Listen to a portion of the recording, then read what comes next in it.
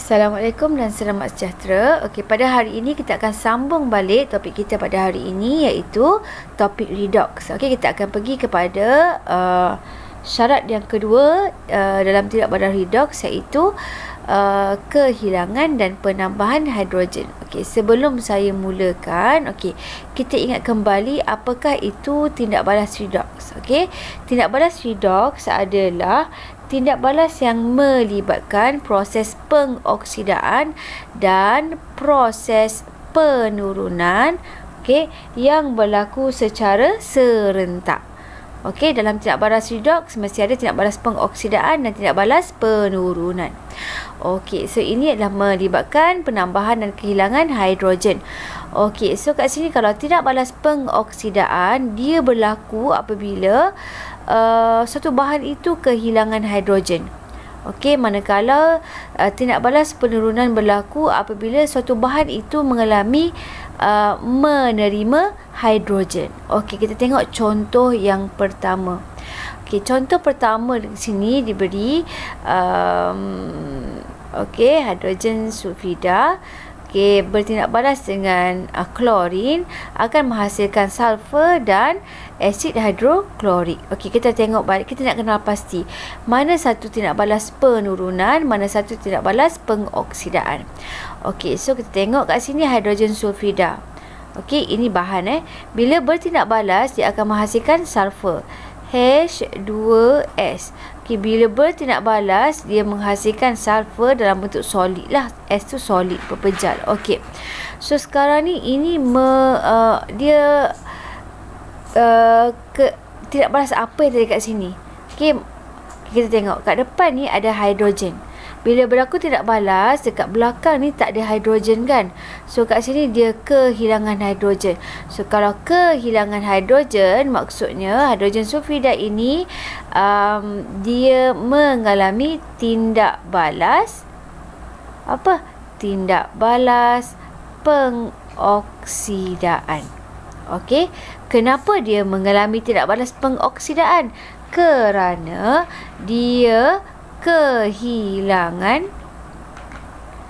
hidrogen. Okey. So kalau kita ingat balik yang kita belajar pada minggu lepas, okey, sekiranya satu bahan itu mengalami tindak balas pengoksidaan, dia adalah ejen penurunan. Okey. Okey, kita tengok pula. Okey, so kat sini, daripada sini kita boleh tulis baliklah.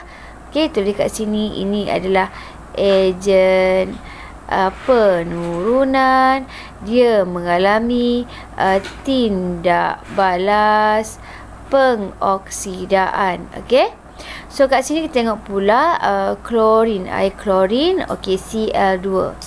Okey, bila dia bertindak balas, dia menghasilkan hidrogen klorida. Okey, hidrogen klorida. Okey, so kat so kat sini tengok Cl dekat dia tak ada H. Okey, dekat belakang bila bertindak balas kat sini ada H. Maksudnya apa? Maksudnya dia menerima hidrogen. So kalau menerima hidrogen, so kat sini dia mengalami tindak balas penurunan. So kalau kenapa dia mengalami tindak balas penurunan? Sebab dia menerima hidrogen. So kalau dia tu tindak balas penurunan, dia automatik adalah ejen pengoksidaan.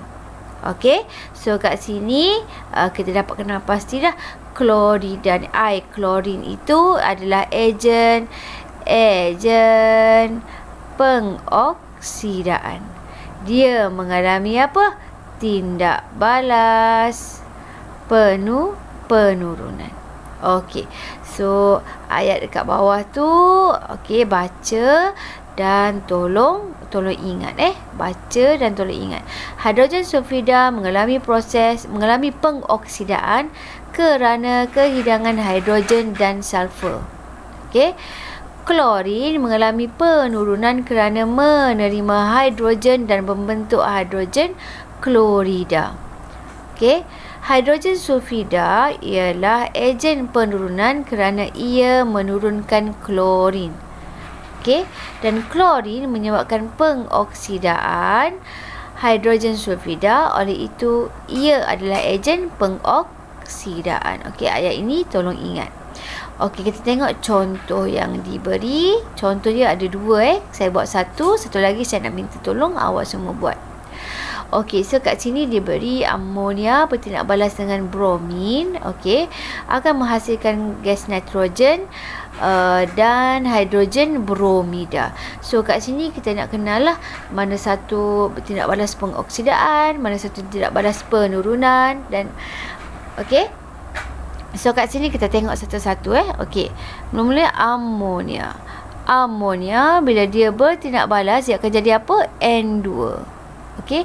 So kat sini bila kita tengok kat sini, N ini mula-mula ada hidrogen kan. Bila bertindak balas kat sini tiada hidrogen kan. So kalau tiada hidrogen maksudnya apa? Maksudnya dekat sini dia mengalami apa dia?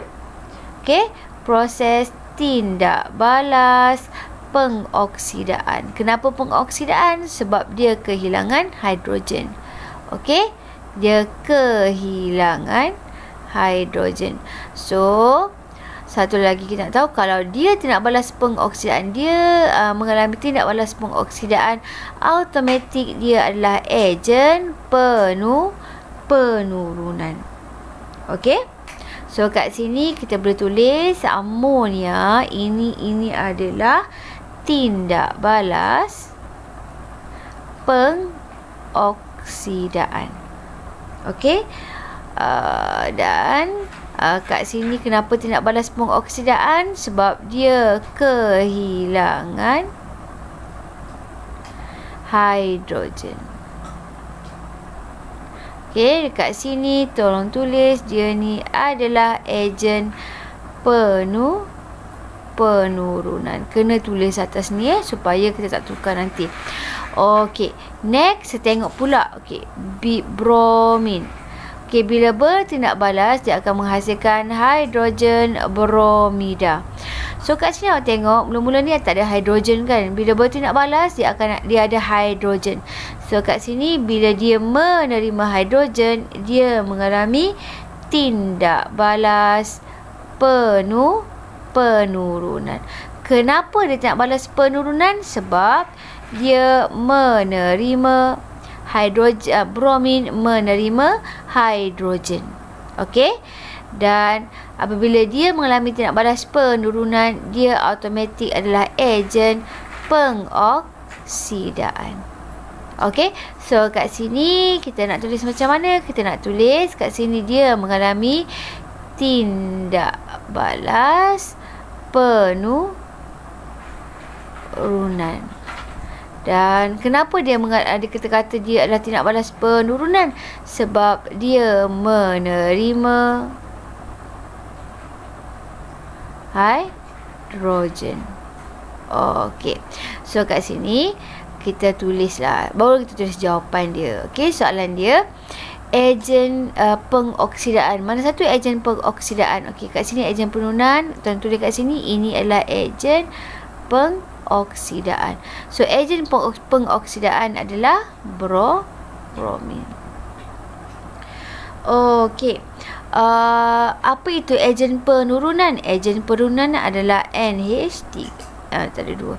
Amonia. Okey, bahan yang dioksidakan.